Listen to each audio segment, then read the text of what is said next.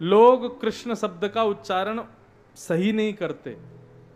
कई लोग कहते हैं किशन भगवान, कई लोग कहते हैं कृष्णा भगवान, कई लोग कुछ कहते हैं, कई लोग कुछ कहते हैं, लेकिन जिनके मन बुद्धि सब एकाग्र है वही कृष्ण शब्द का उच्चारण शुद्ध कर पाते हैं। भगवान का नाम कृष्ण रखा गया। अब तो जब से ठाकुर जी का नामकरण हो गया तब से तो पूछो ही मत ऊधम की। इतना ऊधम मचाते हैं, इतना ऊधम मचाते हैं महाराज, सबकी नाक में दम कर रखा है। श्रृंग्यग्निड्यंश्च जलद्विजकंटकेभ्य। ठाकुर जी कभी गायों के सींग पकड़ करके उनको हिलाने लगते हैं। द्यंष्टि, सूकर कुकरों के मुंह खोल के उनके दांत गिनते हैं, इसके दांत कितने हैं। जल में कूद करके फिर बाकियों को भी उसमें घेर लेते हैं। अग्नि में जल रही लकड़ी को निकाल करके बलराम भैया के पीछे भागते हैं, फिर बलराम जी ठाकुर जी के पीछे भागते हैं, फिर दोनों मैया के पीछे भागते हैं। ऐसा ऐसा उदम मचाते हैं। श्रृंग्यग्निड्यंश्च जैसी जलद्विजकंटकेभ्य। ब्राह्मणों के साथ ठाकुर जी बहुत आनंद करते हैं। ठाकुर जी के अब छोटे छोटे मित्र बन गए। ठाकुर जी तो हो गए 3 वर्ष के, धीरे धीरे बोलना सीख गए हैं। अब मैया को देख करके बोलते हैं मैया, पिताजी को देख करके बोलते हैं बाबा, भैया को देख के बोलते हैं भैया, और जो भी आता है ब्रजवासी आकर के अपना नाम बुलवाता है, ठाकुर जी फिर तोतली भाषा में उसका नाम बोलते हैं। सूरदास जी महाराज इस सुंदर भाव का वर्णन करते हैं। इससे सुंदर लीला ठाकुर जी की चल रही है। अब ठाकुर जी 3.5 वर्ष के है गए। जैसे ही लाल जी 3.5 वर्ष के भये तो ठाकुर जी ने अपनी एक मित्र मंडली बना ली। कौन कौन है मित्र मंडली में? मधुमंगल, श्रीदामा, सुदामा नहीं, श्रीदामा, सुदामा अलग है। मधुमंगल, श्रीदामा, तनसुखा, मनसुखा, धनसुखा। और कौन कौन है ठाकुर जी के सखा? और कौन कौन है? सुबल, तोष, ये ठाकुर जी के सखा हैं। मधुमंगल, श्रीदामा, सुबल, तोष, तनसुखा, मनसुखा। धनसुखा तो शायद होना हो, अच्छा धनसुखा भी हो। ये ठाकुर जी के 6 मित्र हैं। और महाराज इन 6 के 6 ने पूरे गोकुल की नाक में दम कर रखा है। इतना ऊधम मचाते हैं, इतना ऊधम मचाते हैं कि बस पूछो ही मत। इनके ऊधमों की गणना सुनकर के आप कहोगे हमारे बच्चे बहुत अच्छे हैं।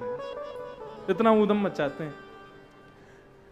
लाला एक दिन सवेरे उठ के नहा धो के तैयार है कि सब इकट्ठे भये। रोज तो ऊधम मचा में ही है। कभी कोई की मटकी फोड़ आए, कभी कोई के बालकन को नोच के भाग गए, कभी कभी कोई के, यहाँ पे सब वर्णन है, अभी आएगा आगे वर्णन। वत्सान मुंचन क्वचिद समय क्रोश संजात आस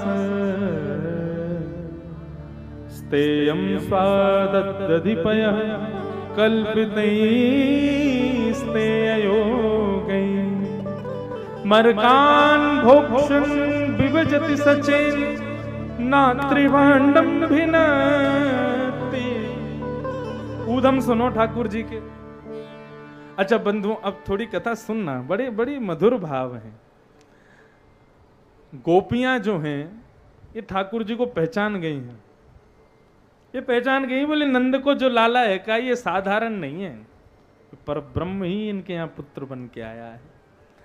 इतने सुंदर हैं ठाकुर जी कि गोपियां बहाने ढूंढती हैं ठाकुर जी से मिलने के। कितने साल के हैं ठाकुर जी? 3 वर्ष के हैं बस। और गोपियां 60 साल की, कोई 70 साल की, कोई 55 साल की, कोई 35 साल की, हाँ सब उम्र की हैं। लेकिन 3 साल के लाला के पीछे बावड़ी हुई डोल रही हैं। गोपियां सब इकट्ठी हुई। बोले क्यों कन्हैया कब से नहीं देखा? एक गोपी बोली मुँह तो 1 महीना है गो। एक गोपी बोली मैं तो मायके से 1 साल बाद आई हूँ। एक गोपी बोली मुँह तो दिखे ही ना, रोजन का है गो। आज सब गोपियों ने मंत्रणा करी, बोले काम करो, लाला थोड़ो थोड़ो बोलना जाने, ज्यादा तो बोलना पावे। बोले हाँ ठीक है बात। तो फिर बोले झूठी झूठी शिकायत लेके चलो, यशोदा मैया से वाकई बना बना के झूठी शिकायत करेंगी तो यशोदा मैया डांटवे के काजे लाला को हमारे सामने बुलावेगी, लाला हमको दिख जाएगा और जैसे मैया को गुस्सा ज्यादा बढ़ेगा हम मैया को रोक देंगे और फिर लाला भी बच जाएगा, हमें दर्शन भी आ जाएंगे। गोपी बोली ठीक है, प्रैक्टिस कर लो, क्या क्या उल्हाने देने हैं, ठीक है। अभी तक ठाकुर जी ने चोरी करनी शुरू नहीं की, ये बहाने लेके जा रही हैं गोपियां, ध्यान से सुनना। एक दिन सारी गोपियां पहुंच गई नंद भवन। यशोदा मैया ने अटारी से देखी, इतनी सारी गोपियां मेरे द्वार पर नीचे उतर के आई। नंदरानी बोली आज सुबह सुबह नई नई बहुओं के चेहरे कैसे दिखाई दे रहे हैं, कहां से आ रही हो? सब गोपी बोली मैया देखो हंसी मजाक की बात अपनी तरफ है, लेकिन आज हम आपसे एक शिकायत लेके आई हैं। बोले कहा शिकायत? बोले तुम्हारे लाला की शिकायत। मेरे लाला ने कहा कर दियो। बोले यूं मत पूछो कहा कर दियो, ये पूछो कहा ना करे तुम्हारा लाला। हाँ कहा ना करे। बोले अरे ये पूछो कहा करे। बोले कहा करे बताओ तो। एक गोपी बोली मरकान वत्सान मुंचन क्वचित समय क्रोश संजात हास। तुम्हारो लाला जैसे ही दूध निकालवे को समय होवे गैया को, वहां से पहले आकर के गैया के बछड़ा बछिया को खोल के भाग जाए। मैया बोली तो? बोले सबरो दूध बछड़ा बछिया पी जाए, हमारे काज बचे ही ना। वत्सान मुंचन उनको खोल के भाग जाता है, सबरो दूध वही पी जामे, हम काटती रह जाए, हमें कुछ मिले ही ना है। मैया बोली तुम नहीं जानो मेरो लाला दयावान है।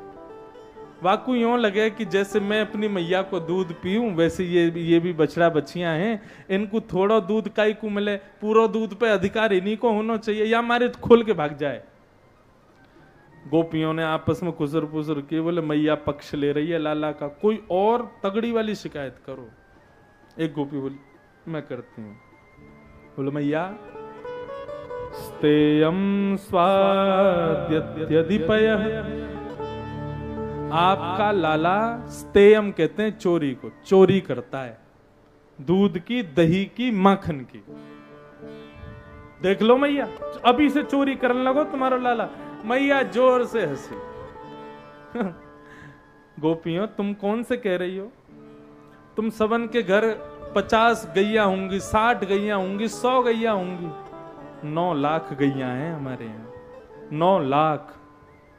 हमारी गौशाला के नाम से पूरे नगर को नाम गोकुल है, जहां गायन को लाखों कुल विराजे, वाकु गोकुल के हैं। 9 लाख गैया घर में और तुम्हारी गैयान को चोरी करेगा वो? झूठ मत बोलो, मेरे सामने बात तन्ने मत बनाओ। मैया ना हम सही कह रही हैं, तुम्हारो लाला आके चोरी करे। बोले चोरी ना करे, वाकू तुम्हारे घर को मक्खन भागे होगो, आके वाने नेकात खा लियो तो तुम बात चोरी बता रही हो। अरे लाला को कभी कभी मन करे, कई बार बालकन को अपने घर को भोजन बढ़िया ना लगे, दूसरे घर जाके खा लें। ऐसी मेरो लाला तुम्हारे यहां आके खा ले, वहां में इतना गुस्सा काई को है रही हो? गोपी बोली मैया, बोले कोई मैया वैया नहीं, कल से लाला आवे तो तुम भाई प्रेम से गोद में बैठा के थोड़ा बहुत खिला दियो, और सुनो शाम को आके मुंह को बता दियो कितनो मक्खन लाला ने खायो, दे दूंगी दुगनो करके तुम्हें। आ गई शिकायत करवे यहां पे। बोले मैया हम करके देख चुकी हैं, लाला को गोद में बिठा के हमने एक दिन समझाया, लाला चोरी मत करे कर, प्रेम से हमारे हाथन से पाले, तो टेढ़ो सो मुंह करके बोलो ना, मुंह को तो चोरी कोई बढ़िया लगे, मुंह को ये प्रेम से बढ़िया ना लगे।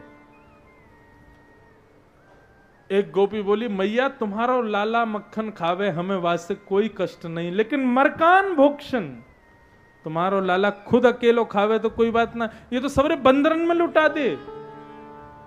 या की पूरी मंडली है, बाल गोपाल चौर प्रचार प्रसार मंडल, और वह को अध्यक्ष है तुम्हारो लाला, और वह मंडली में 6-7 तो या के सबरे दोस्त हैं, और उनके संग संग बंदरन की पूरी गोकुल की टोली चले या के संग में। पहले श्रीमान स्वयं भोग लगा में बच्चों भयो बाकी ग्वाल वालन न दे, और फिर जो बच जाए वो मरकान भोक्षण बंदरन को लुटा दें, हमारे काज कछु बचे ही ना है। एक गोपी बोली, मैया यही बात खत्म नहीं होती, हमारी एक और बात सुनो। बोले क्या? बोले नात्री भांडम भिनत्ती, तुम्हारो लाला माखन खावे, ग्वाल वालन ने खवावे, मक्खलन बंदरन ने खवावे, ठीक है मक्खन खा जा, लेकिन फिर पतो ना वहां के मन में कहा आवे, एक डंडा लेके आवे और मटकी जो बच्ची वही का है वाकू भी फोड़ जावे। अरे मटकी है तो छोड़ जाए कर, लेकिन वाकू भी फोड़ जावे। एक गोपी बोली वो सब छोड़ो मैया, तुम्हारे लाला को नेक सो पेट, ग्वाल बालन को भी ज्यादा भूख तो लगे ना है, और मक्खन इतनो कोई खा ना सके, तो आपने ये नहीं पूछी हमारा मक्खन खत्म कहाँ है? जा मैया बोली कहाँ होवे? बोले तुम्हारो लाला मक्खन खावे, सबन ने खावे, और बचे भय को घर में लेप जाए, बात चौका लगा जाए, पूरे घर में पोत जाए बाकू, और फिर हमारो जब प्रवेश होवे कमरा में, यहां ते मैं फिसलूं, यहां ते मेरी सास फिसले, दोनों उनके सिर लगे जमीन में, ऐसा ऐसा उधम मचावे तुम्हारो लाला। मैया बोली मेरे लाला को अंधेरा से डर लगे, अंधेरे से डर लगे, तुम अंधेरे में टांग दे करो। बोले मैया तुम्हारे लाला के हाथन में पद्मराग के कड़ूला हैं, और वो कड़ूला ऐसे हैं कि अंधेरे में भी प्रकाश दें, हम खूब अंधेरे में रख दें, तुम्हारो लाला वह कड़ूलानते ऐसा प्रकाश कर दे और वह प्रकाश में मक्खन चोरी कर ले। मैया बोली ऊंची टांग दे करो, नहीं पहुंचे को हाथ कोई को। गोपी बोली हम ये भी कर चुकी हैं, तुम्हारो लाला एक लंबो बांस लेके चले संग में, जहां ऊंची मटकी उमे वहां नीचे ते छेद करे और ओक लगा के सबरे मक्खने पी जाए, दही पी जाए। मैया बोली तो फिर कहा करूं, अपने घर में ताले लगा लो, अपने घर में बिल्कुल वहां को प्रवेश बंद कर दो। बोले ये तो और बड़ी आफत है। बोले क्यों? बोले जा घर से माखन नहीं मिले, वो घर तो कन्हैया को शत्रु है। ठाकुर जी के या घर में आज चोरी नहीं कर पाए, कल या घर को एक व्यक्ति भी सुखी रह नहीं पाएगा। क्यों? बोले छोटे छोटे बालक सो रहे होंगे तो खिड़की से आमेंगे और बालक ने पकड़ के जोर से नोच देंगे, इतनी जोर से नोच के भागे कि वो बालक 2 दिन तक रोनो बंद ना करे। एक गोपी बोली, बोले मेरी तो पूछो ही मत, मेरे घर सत्यनारायण भगवान की पूजा हती, मैं पंजीरी भूंज रही, इतने में ही लाला आयो, आके बोलो भाभी जी कहा कर रही हो? मैंने की लाला आज तेरे भैया को जन्मदिन है तो सत्यनारायण भगवान कथा होगी, पंजीरी भूज रही हूं। बोले सत्यनारायण भगवान कौन है? बोले तू ना जाने? बोले ना मैं तो ना जानू। बोले जय जय जय जय भगवान है। सो बोले ऐसे खड़े होकर बोलो सबसे बड़े जय जय तो हम है, हमारा भोग लगाओ। ये सत्यनारायण कोई ना है भाभी, मैं ही जय जय हूं, मैं ही भगवान हूं। तो मैंने नेक धीरे ते ऐसी नेक धर दियो कि लाला तो पे मोह दोनों आवे ना है, तू जय जय बने। टेढ़ो सो मोह करके बोले तेने असली सत्यनारायण को अपमान किया है भाभी, भुगतनो तो पड़ेगो, तेने मुंह को थप्पड़ मारो। और जन कहां ते कुत्ता के 2 पिल्ला ले जाके हमारे घर के मंदिर में सत्यनारायण भगवान के बगल में बैठा दिए, और जाते जाते मोते बोल गए भाभी ने अपने सत्यनारायण को देख लियो जाके। मैं दौड़ के गई, परमानंद दास को ठाकुर लायो पिल्ला घेर, पिल्ला बैठा दिए नारायण के बगल में। ऐसो ऐसो उधम मचावे तुम्हारो लाला। बोले मेरे पति के जन्मदिन में ना आए, फिर मैंने कोई बालक भेजो, अरे भैया वह बुला लाओ। तो बोले वो यूं कह रहा है कि मेरो अपमान कर दियो, जा घर ने वा घर में मैं ना जाऊं। रात्रि में जब मैं और मेरे पतिदेव पूरा जन्मदिन मना के जब हम सोने लगे, तब आयो तुम्हारो लाला। बोले अच्छा फिर? बोले हमारे कक्ष में घुस गो मैया, और मेरे पति की लंबी दाढ़ी मेरी चोटी से गुर्र गांठ मार के भागो। पति की लंबी गुर्र गांठ के कि वह कोई खोल ना सके। अब मेरे पति को रात्रि में लगी प्यास, जैसे ही मेरे पति उठे उनकी दाढ़ी खींचे, मेरी चोटी खींचे। मैं कहूं क्या कर रहे हो क्या कर रहे हो, वो कहें क्या कर रही हो क्या कर रही हो, मैं कहूं क्या कर रहे हो क्या कर रहे हो, वो कहें क्या कर रही हो क्या कर रही हो। जैसे तैसे हम दोनों उठ करके गए, दोनों ने एक संग दिया जलायो, प्रकाश करके देखो तो मेरे पतिदेव की आधी दाढ़ी के बाल टूट गए। ये जन्मदिन को उपहार दियो तुम्हारे लाला ने। मैया बोली ऐसा ऊधम कन्हैया ना मचा सके। बोले मैया तुम कोई की सौगंध खवा लो, तुम्हारो लाला ऐसा ऊधम मचावे। एक गोपी ने ब्रह्मास्त्र चलाया। क्या बोली? बोले मेहनादिनी वास्तव। बोले मैया इन सबन की बात तो कछू ना है, मेरे घर तो 2 दिन तक भोजन नहीं बनो, एक बार भूखे रहे हम लोग। मैया बोली क्यों? मेरे लाला ने कछू क्यों? बोले हाँ। बोले कहा क्यों? बोले तुम्हारे लाला 3 दिन तक आता रहो कि यहां से मक्खन चोरी है जाए, लेकिन नहीं कर पायो। सो चौथे दिन ब्रह्म मुहूर्त में जब कोई उठो नहीं, या को पता चल गई पूरा घर को भोजन चूल्हा पे बने, वह चूल्हा पे धोती खोल के बैठ गए और वहीं गानों गा दियो। यानी हमारा चूल्हा भोजन बनाने योग्य नहीं छोड़ो तुम्हारे लाला ने। मेहनादी वास्तव। समझ गए क्या किया? अब ये सब किया नहीं है ठाकुर जी ने, ये सब उलाना दे रही है। जैसी मैया ने सुनी सच में लाला ने ऐसा क्यों? हाँ मैया। मुझे ना पता, रुको अभी बुलाऊं। सब गोपियां प्रसन्न हो गई। बोले हाँ अब आए। कन्हैया ओ लाला जल्दी आ नीचे। ठाकुर जी रात्रि के सोए, मैया ने मोटो मोटो काजल लगायो, पलना में सो रहे ठाकुर जी। मैया की आवाज सुन के ठाकुर जी उठे। छोटी छोटी आंख ठाकुर जी की धीरे धीरे खोल रहे हैं। ठाकुर जी ने अपनी आंखन को जोर से मीड़ो। सोए महाराज जगन्नाथ भगवान जैसे पूरे काले काले काजल ऐसे फैल गए ठाकुर जी को। और वही में छोटी सी छोटी लाल जी के नन्हे नन्हे से चरण हैं, छोटे छोटे से हाथ हैं। पलना से धीरे से उतर करके मैया को खोजते हुए जा रहे हैं। कहाँ है मैया, कहाँ है मैया? जैसे ही नीचे आए और द्वार पर देखो इतनी भीड़ गोपीन की। भीड़ देख के ठाकुर जी डर गए, और डर के कारण कहां जाए तो दौड़ करके मैया से जाके लिपट गए। मैया से जाके लिपट गए। आहा।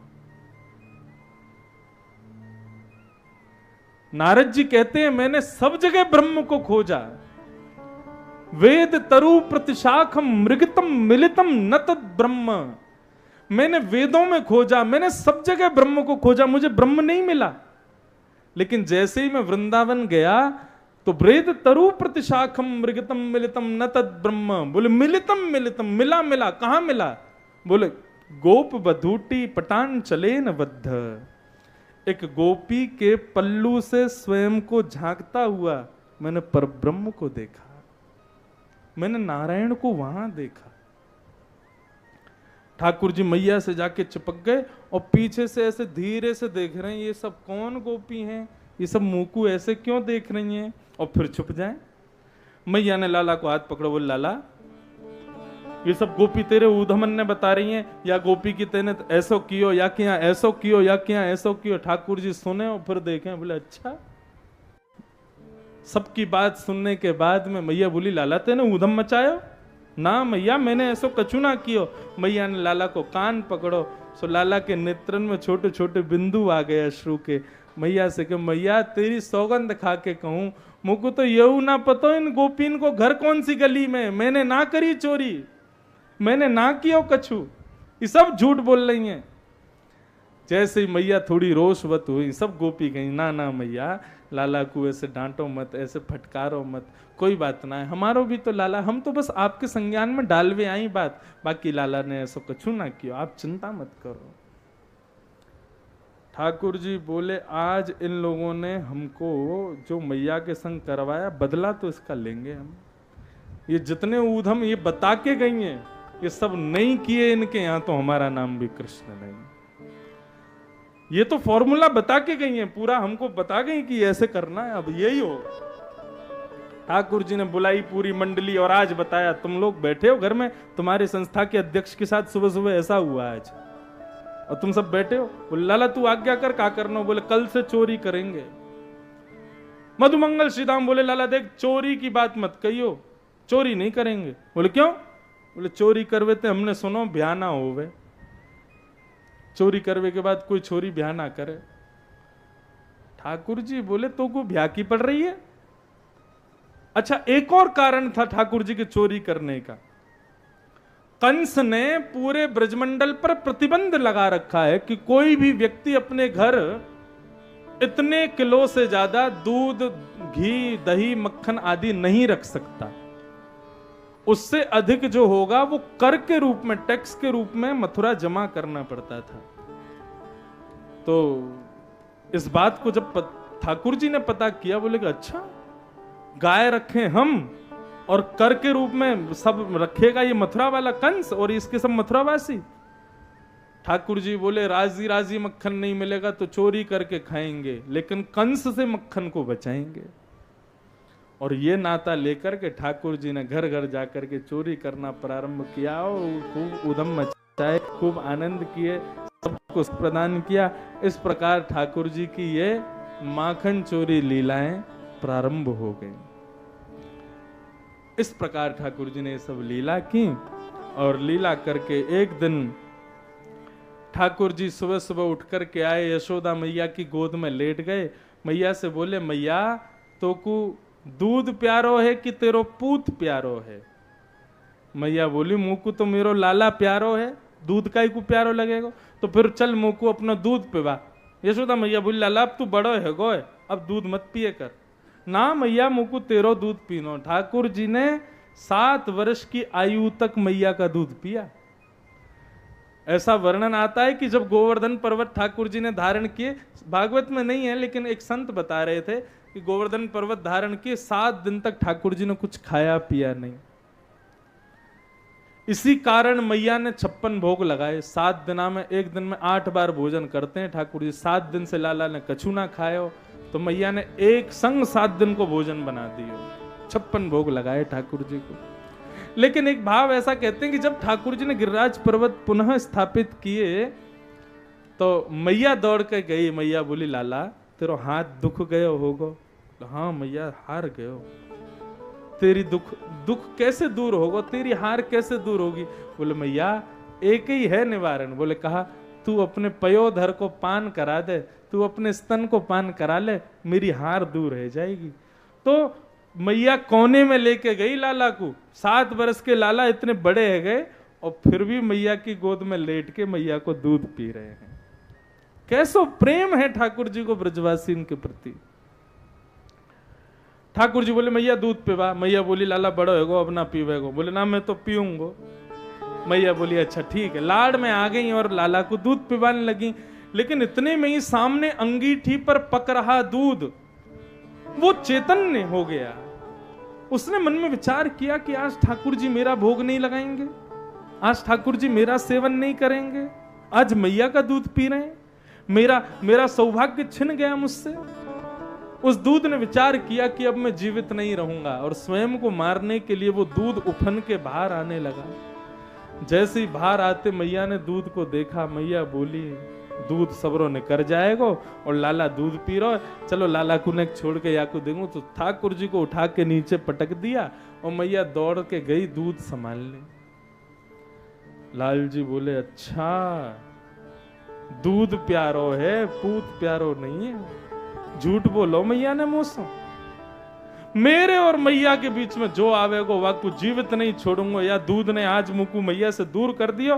तुरंत ठाकुर जी ने डंडा उठाया, जितनी हंडियां रखी थी सब फोड़ दी ठाकुर जी ने। दही फोड़ दिए, घी की हंडियां, मक्खन की, सब फोड़ दी। यशोदा मैया ने जब पीछे मुड़ करके देखा, लाल जी का ये रूप देखा, मैया ने आज अपना पल्लू बांधा। बोले, आज लाला तू बच के नहीं भागेगो। बहुत उधम देख लिए तेरे, लेकिन आज नहीं बचेगो तू। और मैया ने उठाई एक छड़ी। बोला, आज बताऊं तो को, बहुत लाड़ प्यार है गयो, लेकिन तू दिन ब दिन बिगड़ तो जा रहा है। सब फोड़ दिए, इतने सारे मक्खन दूध दही सब बर्बाद कर दिए। ठाकुर जी बोले, मैंने यहां मारे फोड़े, तुमने मुझसे कही दूध प्यारो नहीं है पूत, और फिर तुम दूध के पास गए। मैया बोली, तो मैं बताऊं, रुक जा अभी। पीछे भगी मैया, आगे आगे ठाकुर जी, पीछे पीछे यशोदा मैया छड़ी लेकर के दौड़ रही हैं। आकाश में 33 करोड़ देवता खड़े होकर के देख रहे हैं। सब ठाकुर जी को नहीं, यशोदा मैया को प्रणाम कर रहे हैं। बोले, जय हो मैया, तू धन्य है। जिसके डर के कारण तीनों लोग थर थर कांपता है, वो आज तुझसे डर के भाग रहा है। यशोदा मैया के केश में लगे गजरे में पुष्प उछल करके मैया के चरणों में गिरने लगे। मैया, हम तेरे सिर पर रहने के योग्य नहीं है, हम तो तेरे चरणों की धूल हैं, तू विधाता को डरा रही है अपने बल से। इस रूप का दर्शन करके सब देवी देवता सब यशोदा से कह रहे हैं, यशोदा तेरे भाग्य की कही ना जाए, जो सुख परो क्षीर सागर में सो तेने गोद खिलायो, यह धन धर्म हीते पायो। ए यशोदा मैया, यह धन तेने बहुत धर्म किए तब तो को मिलो है। नीके राख यशोदा मैया, अरे यशोदा मैया या कुछ संभाल के रख। क्यों? बोले नारायण घर आयो, साक्षात नारायण आए हैं तेरे यहां पे, तू छड़ी लेके भाग रही है। पीछे पीछे यशोदा मैया, आगे चौकड़ी मार करके ठाकुर जी भाग रहे हैं। अब यशोदा मैया बेचारी बूढ़ी बड़ी, थोड़ी दूर जाके हार गई। ठाकुर जी ने एक वृक्ष के पीछे से मैया को निहारा, मैया तू हार गई? हाँ लाला मैं हार गई। कैसे ठीक होगी? बोले मेरो लाला आके मेरे गले लग जाएगा, सोई मैं ठीक है जाऊंगी। ठाकुर जी बोले मैं ना आऊंगा तेरे पास। क्यों ना आवेगो? बोले मैया तेरे हाथ में जो छड़ी लग रही है, यहां से मुंह को डर लगे, पहले या को दूर फेंक तब आऊंगा। मैया बोली छड़ी फेंक दूंगा आ जाएगा? बोले बिल्कुल आ जाऊंगा। मैया ने जैसे ही छड़ी फेंकी, भोले भाले नन्न गोपाल दौड़ करके गए और जाकर के यशोदा मैया के गले लग गए। यशोदा मैया थोड़ी देर तो आनंद करती रही, लेकिन तभी मैया को याद आई, बोले आज लाड़ नहीं करना है, आज तो लाला को दंड देना है। रंग बदला, चेहरे का ढंग बदला, तुरंत मैया ने हाथ पकड़ा, बोले आ गया पकड़ में, अब चल। बंधुओं, इस लीला का वर्णन टीकाकार करते हैं कि यशोदा है जीवात्मा और कृष्ण परमात्मा। जीवात्मा जब परमात्मा के सन्मुख जाता है और हाथ में अहंकार रूपी छड़ी लेकर के जाता है कि मैं ये हूं, मैं वो हूं, मैंने ये किया, मैंने वो किया, आदि आदि अहम की छड़ी लेके जाता है, तो ठाकुर जी दूर ही दूर भागते हैं, ठाकुर जी हाथ नहीं आते। लेकिन जैसे ही जीवात्मा कहता है कि ठाकुर जी आप पास क्यों नहीं आ रहे, तब भगवान कहते हैं ये छड़ी छोड़, तू छड़ी छोड़ दे, फिर तुझे नहीं आना, मैं तेरे पास आ जाऊंगा। जैसे यशोदा मैया ने छड़ी छोड़ी है तो फिर यशोदा को नहीं जाना पड़ा, ठाकुर जी दौड़ करके यशोदा मैया के पास आ गए। इसलिए बंधुओं, ये जितनी भी अहंकार रूपी छड़ी, काम क्रोध लोभ मोह ईर्ष्या द्वेष रूपी छड़ियां जो हम अपने हाथ में लेकर के खड़े हैं, ठाकुर जी कहते हैं मुझे इससे डर लगता है, पहले इस छड़ी का त्याग करो तब मैं तुम्हारे पास आऊंगा। यशोदा मैया ने उसका त्याग कर दिया। और इतना ही नहीं, तुम छड़ी का त्याग कर दो, फिर तुम जैसे रखोगे, जहां ले जाओगे, जो करोगे, मुझे सब स्वीकार। यशोदा मैया ने ले जा करके उखल से बांध दिया ठाकुर जी को, ठाकुर जी बंध गए। क्यों? मां ने छड़ी का त्याग किया। मतलब भक्त ठाकुर जी को जहां ले जाए, जैसे रखे, जो करे, ठाकुर जी उसमें प्रसन्न है। एक जगन्नाथपुरी के पास में एक ठाकुर जी का दिव्य मंदिर है, उनका नाम है टोटा गोपीनाथ। उनका भाव यह है कि श्री चैतन्य महाप्रभु के एक भक्त थे अनन्य, बहुत सुंदर कथा है, ध्यान से सुनना। वो नित्य जगन्नाथपुरी जाकर के श्री चैतन्य महाप्रभु का दर्शन करते थे। चैतन्य महाप्रभु बोले तुम इतनी दूर से चल करके आते हो दर्शन करने के लिए, ये मत किया करो, आप जहां रहते हो वहीं रह करके ठाकुर जी की कथा का गुणगान गाया करो, कभी कभी समय रहा करेगा तो मैं आ जाया करूंगा। भक्त ने कहा आप पधारेंगे तो फिर मुझे स्वीकार है। तो वो अपने जहां रहते थे, जो स्थान में भी आज तक गया नहीं हूं, मैंने केवल कथा पढ़ी सुनी और कही है, अभी समय मिलेगा तो जाऊंगा। तो जहां वो रहते थे वहीं पर ठाकुर जी की कथा सुनाते थे। तो एक दिन चैतन्य महाप्रभु पधारे। चैतन्य महाप्रभु बैठ करके कथा सुन रहे थे और वो सेवक ध्रुव चरित्र सुना रहा था।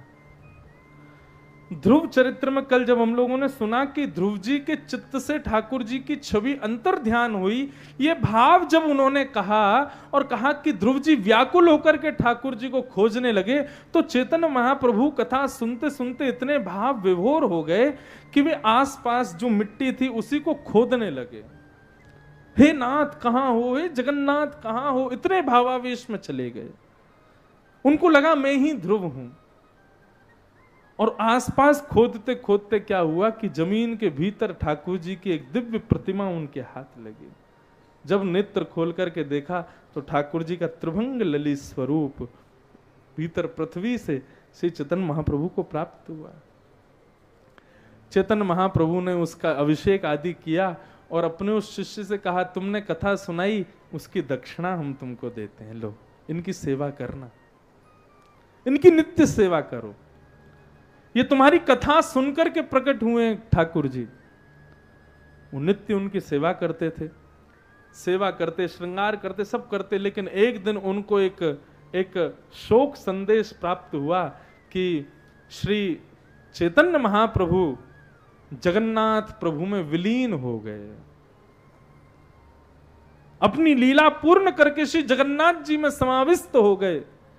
जब ये प्रसंग उनके शिष्य ने श्रवण किया, टूट गए, रो रो करके बुरा हाल, दिन रात केवल अपने गुरु का स्मरण करते हैं, मेरे गुरुदेव कहाँ हैं, मेरे प्रभु कहाँ हैं, मेरे नाथ कहाँ हैं। स्थिति ये हो गई कि इतना विरह हुआ, इतना विरह हुआ, इतना विरह हुआ कि उनके शिष्य की कमर झुक गई विरह के कारण। और अब जो वो गोपीनाथ जी की सेवा करने जाते तो कमर झुकने के कारण उनका श्रृंगार नहीं कर पाते, उनको मुकुट नहीं पहना पाते, उनको तिलक नहीं लगा पाते। इस बात को जान के उन्होंने मन में विचार किया कि अब मुझसे सेवा होती नहीं, मुझे गुरुदेव का विरह नित्य प्रति नित्य और झुका देता है, ठाकुर जी की सेवा में विघ्न होता है। तो उन्होंने तनख्वाह पर एक पुजारी रख लिया। बोले तुम सेवा किया करो ठाकुर जी की, मैं केवल दर्शन करूंगा। रात्रि में ठाकुर जी स्वप्न में आ गए। बोले कि तुमने किसी और को सेवा क्यों दे दी हमारी? हम तुम्हारे लिए आए थे ना, हम तुमसे सेवा लेने आए थे ना, फिर किसी और को तुमने सेवा में क्यों बुलाया? बोले ठाकुर जी मेरी कमर झुक गई है, मुझसे श्रृंगार होता नहीं, मुझसे सेवा होती नहीं आपकी, इसलिए मैं एक सेवक रखा है, अर्चक रखा है। ठाकुर जी बोले चाहे जो हो, कमर टेढ़ी से तुम चाहे हमारे होठों पे ही चंदन लगाओ, लेकिन हमको श्रृंगार तुमसे करवाना है और किसी से नहीं। उन्होंने कहा ठीक है, सुबह मैं सेवा में रहूंगा। और प्रातः काल होते ही उन्होंने पुजारी से कहा अब तुम सेवा में मत जाओ, मैं जाऊंगा। जैसे ही उन्होंने मंदिर के अंदर प्रवेश किया और जाकर के जैसे ही देखा तो क्या पाया, जो ठाकुर जी की खड़ी त्रिभंग लली मूर्ति थी वो नीचे बैठ गई और इस प्रकार सुख आसन में बैठ करके ठाकुर जी बंशी बजा रहे हैं वहां पर। इसलिए उनको सब उड़ीसा के भक्तों ने टोटा गोपीनाथ कह करके पुकारा। तुम झुक गए हो, तुमसे नहीं किया जा रहा तो लो तुम्हारे लिए बैठ गए हम, लेकिन श्रृंगार तुमसे ही करवाएंगे। कहने का अभिप्राय, ठाकुर जी जब किसी से रीझ जाते हैं, कोई अपने अभिमान रूपी छड़ी का त्याग करके यशोदा रूप धारण कर ले, तो ठाकुर जी कहते हैं वो जैसे चाहे मुझे रख सकता है। मैया ने जाकर के लाला को उखल से बांध दिया। बोले आज ना तो रोटी मिलेगी ना माखन मिश्री मिलेगी, कछु धूप में खड़ो रहे, बहुत उधम मचान लगो। ठाकुर जी चुपचाप बंध गए उखल से, रोने लगे नन्हे से गोपाल। बोले मैया अब नाए करूंगा। बोले ना आज नहीं मानूंगी मैं, तू खड़ो रहे वहीं पे। यशोदा मैया तो दूर चली गई। वहीं नलकुवर मणिग्रीव दो वृक्ष खड़े थे यमलार्जुन के। कुबेर के दोनों पुत्रों ने अपराध किया था नारद जी का, इसलिए उनको वृक्ष बना दिया था। वो दोनों वृक्ष खड़े थे। ठाकुर जी खिसक खिसक करके गए और उन वृक्षों के बीच में जाकर के जैसे ही उनके बीच से निकलने लगे, दोनों वृक्ष टूट के गिर गए और उनमें से कुबेर के दोनों पुत्र प्रकट हो गए। प्रकट होकर के ठाकुर जी को धन्यवाद कहने लगे। भगवान बड़ी कृपा, आपने हमको मुक्त कर दिया। भगवान बोले आज के बाद कभी संतों का अपमान मत करना, ब्राह्मणों का तिरस्कार मत करना। बोले नहीं करेंगे भगवान, लेकिन हमको कुछ दे दीजिए। भगवान बोले क्या चाहिए? कि वाणी गुणानुकथने श्रवणु कथाया हस्तौ च करुमश्मनस्तव पादयोर्नः स्मृत्यां शिरस्तव निवास जगत् प्रणामे दृष्टि सतां दर्शनेस्तु भवत्तनूना। प्रभु, हमारी वाणी आपके गुणानुवाद गाए, नेत्र आपको देखें, कान आपको सुने, पैर आपकी प्रदक्षिणा करें, हाथ आपकी सेवा करें, सर्वांगीण अंग आपकी सेवा करें। बंधुओं, एक बात सुनिएगा, व्यक्ति जिस अंग से ठाकुर जी की सेवा नहीं करता उसी अंग से पाप होना शुरू हो जाता है। आप आंखों से ठाकुर जी का दर्शन नहीं करोगे तो ये आंख संसार के व्यसन वासनाओं को देखने में रुचि रखेंगे। कानों से ठाकुर जी की कथा में नहीं रुचि रखोगे तो ये कान फालतू की बकवाद सुनने में ज्यादा रुचि रखेंगे। जिह्वा से ठाकुर जी के प्रसाद को ग्रहण करने में रुचि नहीं होगी तो ये जिह्वा सदैव सदैव भक्ष भक्ष और अपवित्र भोजन को पाने में रुचि रखेगी। आप कहोगे कि इंद्रियों में तो गुप्त इंद्रियां भी आती हैं, 2 अशुद्ध इंद्रियां भी आती हैं। आप कहते हो प्रत्येक इंद्रिय से भजन करो। श्री डोंगरे जी महाराज भागवत के बहुत अच्छे वक्ता हुए, वे कहते थे कि अपनी गुप्त इंद्रिय से भजन कैसे किया जाए। बोले सुबह सुबह जब हम स्नान ध्यान के लिए जाते हैं उस समय ये भावना रख ली जाए कि मेरे चित्त में ठाकुर जी बैठे हैं, तो जहां ठाकुर जी बैठे हैं वहां पवित्रता रहनी चाहिए। इस भाव को केवल स्मरण करके शौच के लिए जावे व्यक्ति निवृत्त होने के लिए, वही गुप्त इंद्रियों का भजन मान लिया जाएगा। मलमूत्रादि का परित्याग इस भावना से करे कि मेरे भीतर ठाकुर जी बैठे हैं, उनको पवित्रता चाहिए, तो वह भी भजन है। जिस किसी भी इंद्रिय से आपने ठाकुर जी को नहीं भजा, वही इंद्रिय आपको पाप के मुख में डालेगी। इसलिए प्रत्येक इंद्रिय भजन में लगाओ। हमारी वाणी गुणानुवाद गाए, नेत्र उनका दर्शन करें, कान श्रवण करें, हाथ करताल बजावें। इसलिए प्रत्येक इंद्रिय से भजन करो बंधुओं। प्रत्येक इंद्रिय को कृष्ण भक्ति में लगाओ। यही बात मांगते हैं कुबेर के पुत्र नलकूवर मणिग्रीव, और मुक्त होकर के प्रस्थान कर जाते हैं। वृक्षों के गिरने की जोर की आवाज हुई, सब ब्रजवासी दौड़ करके आए, ठाकुर जी को बीच में पाया। सब ब्रजवासी बोले भैया जा दिन से लाला भयो है, कोई ना कोई संकट विपत्ति आपत्ति लाला पे आ पड़े, कहाँ करें अब? बोले चलो। बोले कहाँ चलें? बोले वृंदावन चलो। सब छोड़ करके अब वृंदावन चलो। वनम वृंदावनम नाम पश्यव्यं नवकाननं गोप गोपी गवां सेव्यं पुण्याद्रि तृणवीरुधम। ये वृंदावन है बंधुओं। एक बात ध्यान से सुनो, वृंदावन का मतलब वृंदायाः वनम यस्य, वृंदा कहते हैं तुलसी को, तुलसी का वन जहां है वो वृंदावन। लेकिन एक और बात सुनो, वृंदाव भगवान का नाम है। किसका नाम? ठाकुर जी का, जगन्नाथ जी का एक नाम है वृंदाव। और ये वृंदाव श्री कृष्ण जहां पर विचरण करते हैं उसका नाम है वृंदावन। वृंदाव भगवान का नाम है। भगवान आ गए, बड़े प्रसन्न हैं। वृंदावन आके ठाकुर जी को बहुत सुख मिला। ठाकुर जी को अत्यंत प्रिय है वृंदावन। आज भी ठाकुर जी विराजते हैं वृंदावन में।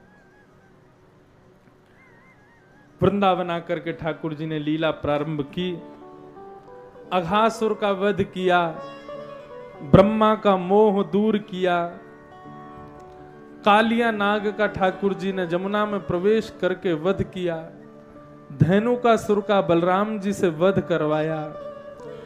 और एक दिन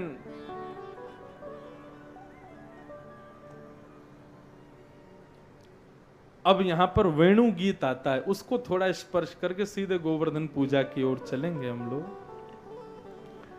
बंधुओं, अब कथा फिर से रुख बदलेगी, अब से लेकर के कल तक, क्योंकि अब अभी तक बाल लीला ठाकुर जी की चल रही थी, अब ठाकुर जी की प्रेम लीलाओं का वर्णन होगा। और इस प्रेम पथ पर प्रेमी ही चल पाएंगे, सबको प्रवेश इसमें नहीं मिलेगा। ठाकुर जी गौचारण करने के लिए वन में जाते हैं,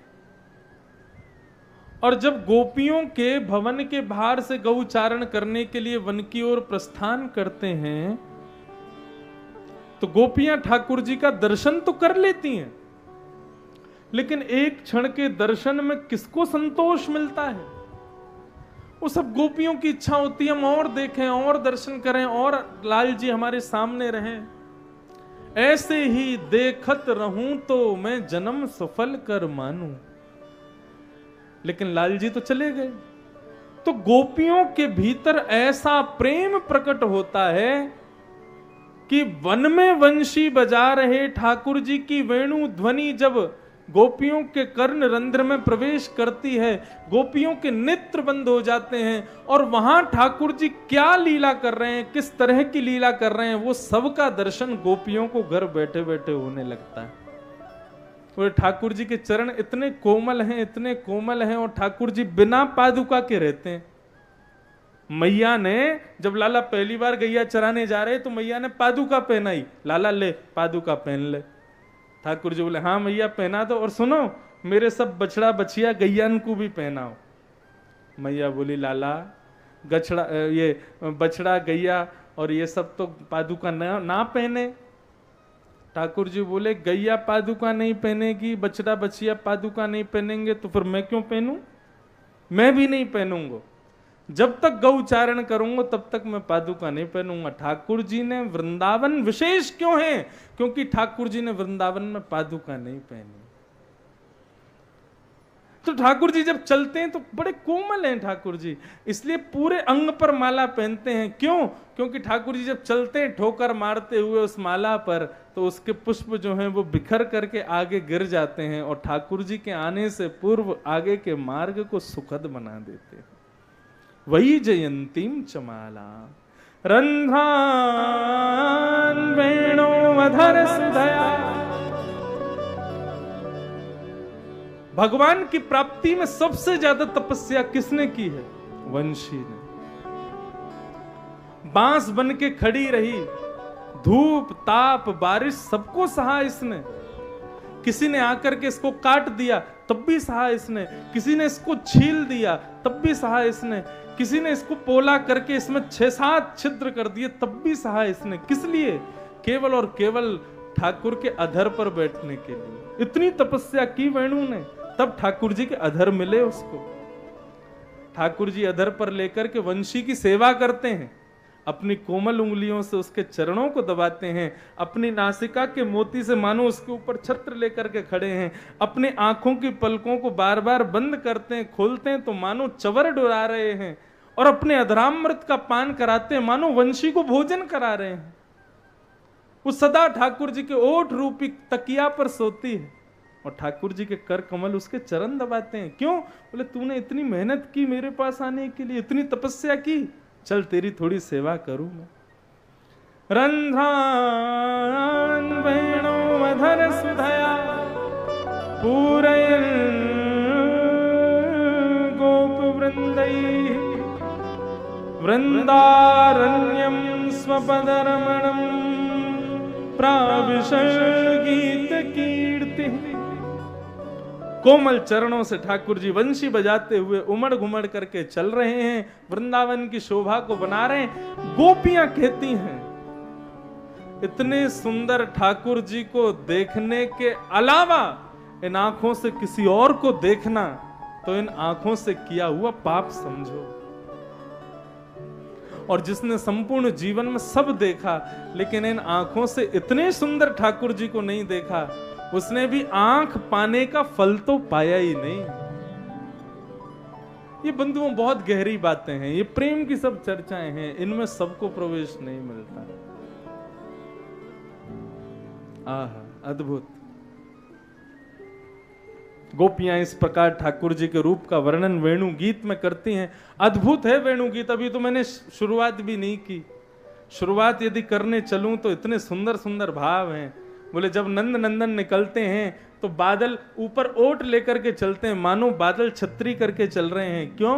कि कहीं सूर्य की किरण से नंद नंदन को प्रश्वेत ना आ जाए, पसीने ना आ जाए। ठाकुर जी जब वेणु का रौ करते हैं तो गाय जो घास चर रही हैं वो गाय घास चरना भूल जाती हैं, कान उठा करके वेणु रौ को सुनने लग जाती हैं। उनके थन से अपने आप दूध निकलने लग जाता है। ठाकुर जी वन में जाते हैं, ये सब वर्णन है वेणु गीत में। ठाकुर जी जब वन में जाते हैं तो बैठे बैठे, अब गैया तो चर रही हैं, ठाकुर जी का मन नहीं लग रहा, क्या करें? तो ठाकुर जी उठते हैं और ऐसे बेल होती है ना, बेल, उन बेलों को उठा के थोड़ी यहां बांध लेते हैं, थोड़ी यहां बांध लेते हैं, थोड़ी कमर पे बांध लेते हैं, थोड़ी सिर पे बांध लेते हैं, कहीं पर घास रख लेते हैं और इस प्रकार अपने आप को पूरा वनमाली बना लेते हैं। वन के घास पत्तों से खुद को सजा लेते हैं और फिर उसके बाद क्या करते हैं? गैयाओं को बुलाने वाला शंख बजाते हैं।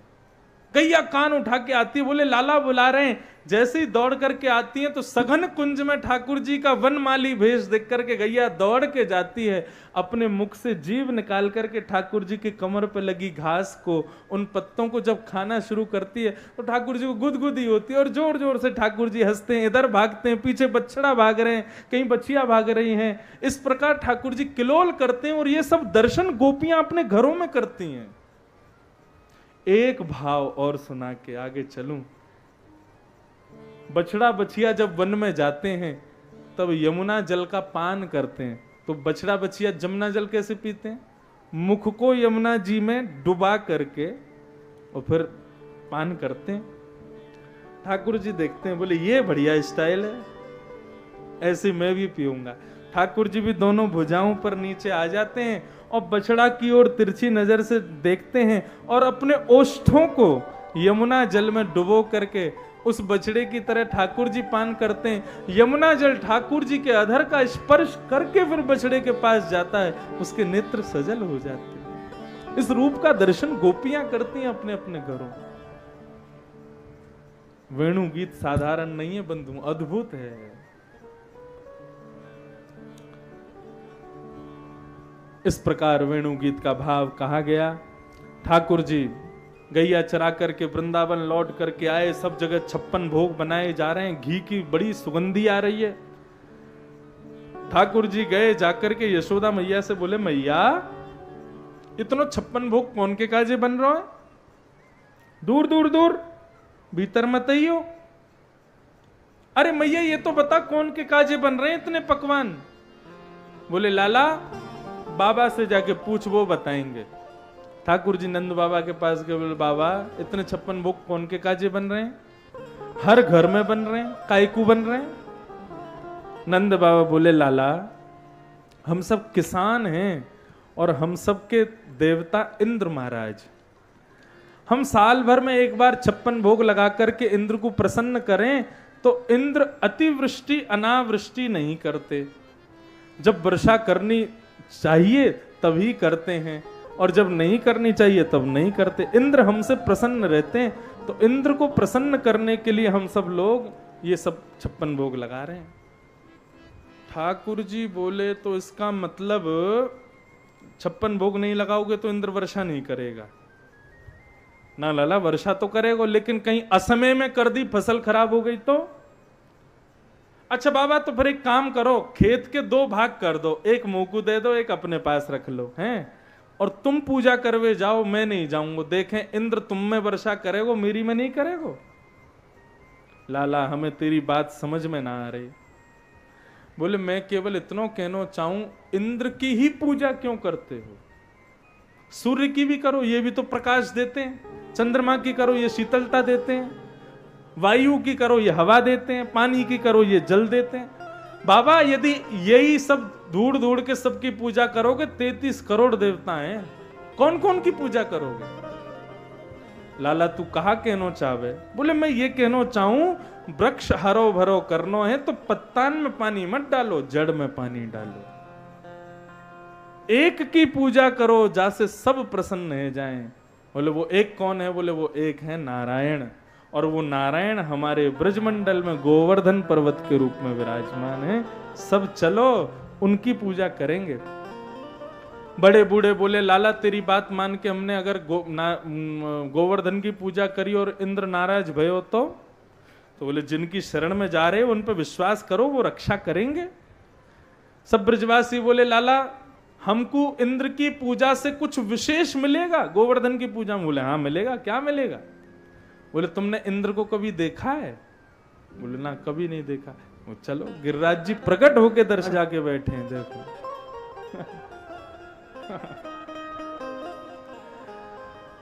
56 भोग सजाए। सब लोग थोड़ी देर कथा सुनो। 56 भोग सजाने के बाद सबने गिरिराज जी से प्रार्थना की, गिरिराज धरण प्रभु तुम्हारी शरण। सबने प्रार्थना की। प्रार्थना करने के बाद जैसे ही नेत्र खोल करके सबने प्रणाम किया, ठाकुर जी 4 भुजा वारे बनकर के गिरिराज जी से प्रकट हो गए। बोलो गोवर्धन नाथ की, लाओ ब्रजवासियों भोग, लाओ ब्रजवासियों भोग, लाओ ब्रजवासियों भोग। ब्रजवासियों से कहने लगे लाओ लाओ भोग लाओ। अब एक रूप से तो नीचे खड़े हैं 2 भुजा वाले, और एक रूप से 4 भुजा वाले बन के ऊपर खड़े हैं। ब्रजवासियों से बोले चलो चलो जल्दी खवाओ ठाकुर जी। कई ब्रजवासी तो लाला को देखें और फिर गिरिराज जी को देखें, बोले लाला ये तेरे जैसो ही दिख रहा हो, बिल्कुल तेरी और या की शक्ल बिल्कुल एक जैसी है। ठाकुर जी बोले कि मैं भी जा गैया को दूध पीऊं, वही गैया को दूध ये पी में, या हमारे हम दोनों उनकी शक्ल एक जैसी है। अब यहां में ज्यादा संशय मत करो कि हम एक जैसे क्यों हैं। सब ब्रजवासी ने ठाकुर जी को अपने हाथ से भोग पवाए हो। गोवर्धन नाथ को सब भोग लगा रहे हैं। इतने में ही कहीं से नारद जी आ गए, और नारद जी वहां भोग में से 2-4 सामग्री लेकर के सीधे इंद्र के पास पहुंचे। इंद्र से जाके बोले और इंद्र कैसे हो? इंद्र बोला सब आपकी कृपा। बोले हाथ आगे करो। इंद्र ने हाथ आगे किया। बोले ये लो मोहन थार खाओ। इंद्र ने मोहन थार खाई। बोले बहुत बढ़िया, कहाँ से लाए? बोले बढ़िया लगी? बोले बहुत बढ़िया। लो पेड़ा खाओ। पेड़ा खा लिए। रसगुल्ला खाओ, खा लिए। छेना पोड़ा खाओ। इंद्र बोला ये तो कहीं उड़ीसा से लाए हो। अब तो महाराज जैसे इंद्र को ये सब पवाने लगे, इंद्र बोला कहां से ला रहे हो, किस बात की मिठाई बट रही है? बोले तुम्हारी पूजा बंद हो गई है और बहलूपिया कृष्ण अपनी पूजा करवा रहा है, उसी की मिठाइयां बट रही, तो मैंने सोचा तुमको भी खवा चलूं। इंद्र बोला मेरी पूजा बंद हो गई? बोला हाँ, देखो मेघमालाओं को दूर करके जैसे ही इंद्र ने नीचे देखा तो महाराज वहां तो गिरिराज जी की पूजा चल रही है। इंद्र को आया क्रोध, सांवर्तक मालाओं को बुलाया जो प्रलय में आती हैं, और कहा इतना बरसना कि पूरा ब्रजमंडल डूब जाए। मेरी पूजा बंद करने का अपराध इन ब्रजवासियों को लगना चाहिए। बंधुओं, सांवर्तक मेघमालाओं की एक बूंद हाथी के सूंड के समान होती है। अब आप सोचो, जहां छोटी छोटी बूंद हमारे रोडों पे पानी भर देती हैं, यदि सांवर्तक मेघ 1 मिनट भी बरस गया तो पूरा विश्व डूब जाएगा। उन मेघमालाओं ने जाकर के गड़गड़ गड़गड़ गड़गड़ गड़गड़ करके महाराज आकाश में बिजली कड़कने लगी। ब्रजवासियों में अफरा तफरी मची। बोले कि इंद्र नाराज हो गया है। ठाकुर जी बोले जिनकी शरण में आए हो उन पर विश्वास करो। सब ब्रजवासी हाथ जोड़ के प्रार्थना करने लगे। गिरिराज धरण प्रभु तुम्हारी शरण, गिरिराज धरण प्रभु तुम्हारी शरण, रखो ब्रजवासी आंख बंद करके प्रार्थना कर रहे थे, गिरिराज धरण प्रभु तुम्हारी शरण। इतने में ही एक ब्रजवासी बोलो, अरे अरे अरे देखो देखो कहाँ भयो। सब ब्रजवासी ने जैसे ही नेत्र खोल करके देखो तो सामने 7 बरस के नन्हे से कन्हैया ने 7 कोस लंबे चौड़े गिरिराज पर्वत को अपने बाम हस्त की इकन्नी उंगली पर धारण कर लिया। बोलो गिरिवरधारी गोपाल की। सब ब्रजवासियों से बोले आ जाओ आ जाओ आ जाओ, सब ब्रजवासी नीचे आ जाओ। सब ब्रजवासी दौड़ करके गए। जय हो। अब सुनो सुनो सुनो सुनो, लाला ऐसे खड़े हो जाओ, ऐसे करो। नहीं इस वाले हाथ से, उस हाथ से रहने दो भैया, गोपाल हैं। हाँ भाई यूं ही, आजकल के बच्चे तो यूं खड़े होते हैं। ठाकुर जी ने गिरिराज पर्वत धारण किए। सब ब्रजवासियों को कहा सब आ जाओ। सब ब्रजवासी दौड़ करके गए, अपनी अपनी छड़ियां लगा ली सबने। सब लाला को टकटकी लगा के देखने लगे। बोले इतना बड़ा पर्वत लाला ने कैसे उठा ली नो। सब ब्रजवासी बोले लाला हमने अपनी छड़ी लगा दी है नीचे, तू अपनी उंगली हटा ले अब। ठाकुर जी बोले मैं उंगली हटा दूंगा तो गिरिराज जी नीचे आ जाएंगे। ब्रजवासी बोले लाला ना आएंगे, हमने छड़ी लगा रखी है, हमने कही ना तोते। बोले या छड़ी पे गिरिराज जी नहीं रुकेंगे, ये तो मेरी उंगली पे ही रुकेंगे। ब्रजवासी बोले हाँ तेरी उंगली में इतनी ताकत है, इतने बड़े गिरिराज जी रुक जाएंगे। अरे तू बेमतलब में यूं मत खड़ा रे, चल हाथ नीचे कर ले, हमने छड़ी लगा रखी है।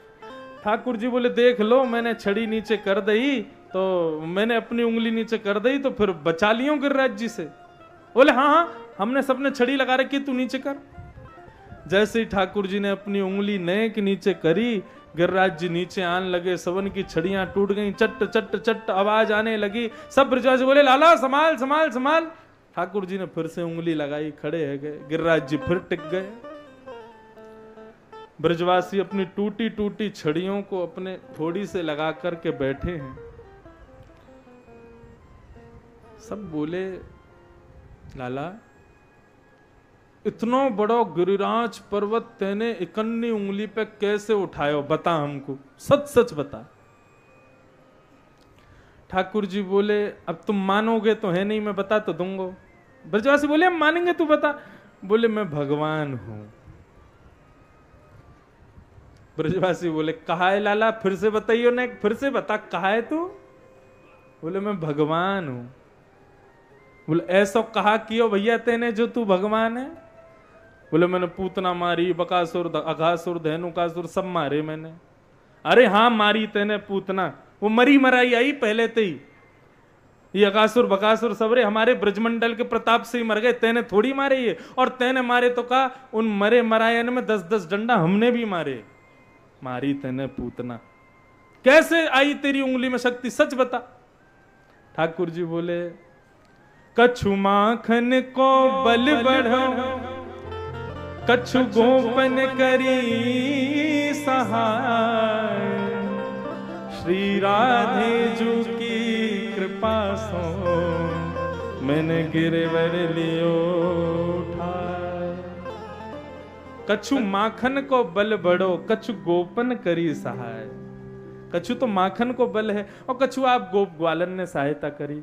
गोप ग्वाल बोले वैसे तो हम सहायता करते रहे लाला तेरी, लेकिन फिर भी बता दे हमने सहायता कहाँ करी तेरी।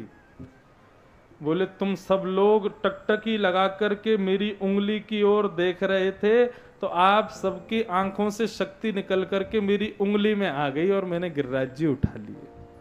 आप सबकी शक्ति मेरी उंगली में आ गई, या मारे मैंने गिरिराज जी उठाए। ब्रजवासी एक दूसरे से बोले तभी तो हम कहें हम कमजोर कैसे हो गए आजकल। 2-3 दिन से बड़ी कमजोरी आ रही है, बड़ी घबराहट सी हो रही है हमें। अब पता चली बोले लाला ने शक्ति चुरा ली है हमारी। अरे नंद के लाला पहले माखन चुरायो करतो, फिर तेने चीर चुरायो, आजकल हमारे चित्त चुराने लगो, शक्ति चुराने लगो। ये है ब्रजवासियों का प्रेम। बताओ गिरिराज जी धारण करके 7 कोस लंबे, एक कोस में 3 किलोमीटर, 7 कोस लंबे और 7 कोस चौड़े गिरिराज जी को ठाकुर जी इकन्नी उंगली पर लेके खड़े और ब्रजवासी नीचे खड़े खड़े मजाक कर रहे हैं। उनको अब भी ये लग रहा है लाला ने नहीं उठाया है गिरिराज।